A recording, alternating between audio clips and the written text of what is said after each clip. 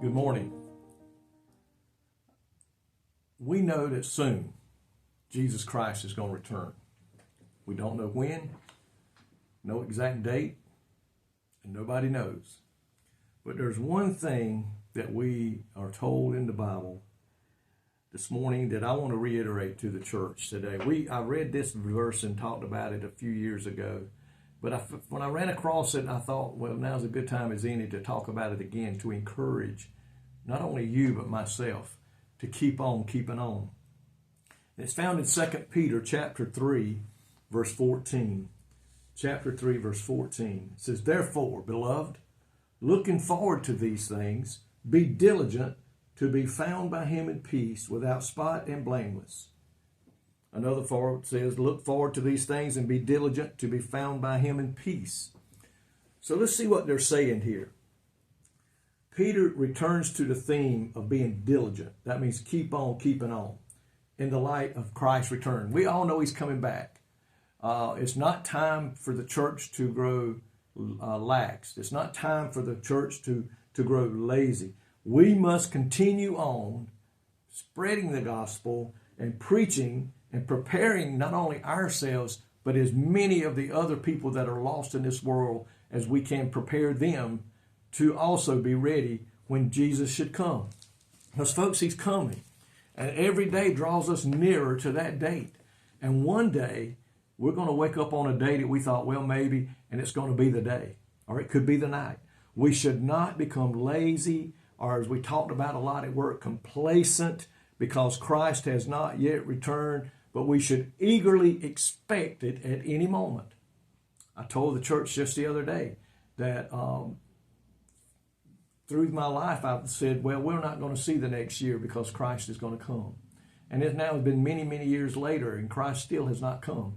But you know what? When 2025 started, I said, we're not going to see 2026 because I'm looking for the Lord to come back any day now, any moment. And that's the thought we should have in our spirit and in our being that will make us get up off the couch, that will make us get out of our comfort zone, go out the door and witness to people at work, witness to people in malls and shopping stores, wherever we may be.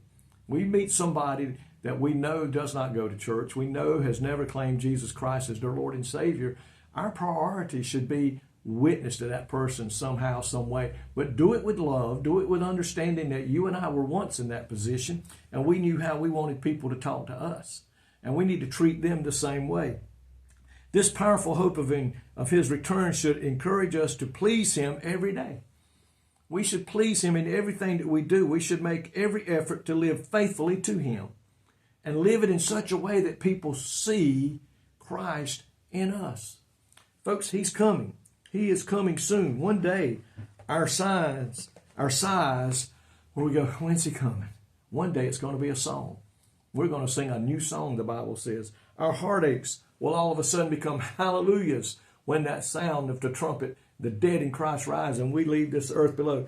There will be no more heavy hearts in our being. We're going to come in with a brand new body. All old things will pass away. Behold, all things will become new when we enter through those gates of pearl into that place that he has prepared for those who love him.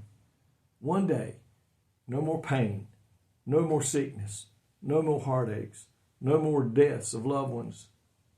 Folks, that day is still coming. It hasn't passed us. It is still coming our way. Be encouraged. Hold on. Look forward to this coming of the Lord. But in the meantime, keep working. Keep pressing on. Keep witnessing. Keep praying for the lost. Keep testifying of the goodness of God. Take your testimony out and share it with somebody else. Folks, now is not the time to quit. Now is not the time to get lazy.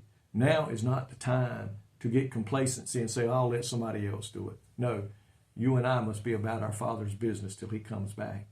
Let's win the lost at any cost so they too may enjoy the wonders of heaven. Thank you, Lord, for this promise that every day draws us nearer to your soon return. Every day should be a new day that we get up excited to be able to tell somebody about you, about your love, your saving grace, and that you're soon to come. Lord, I pray today, let ignite every church today that's preaching the truth to continue to do so and to continue to strive to win the lost. God, help us today to be found doing that you have called us to do. Every Christian is called to be a witness. Help us to do our part today, I pray in Jesus' name. Amen.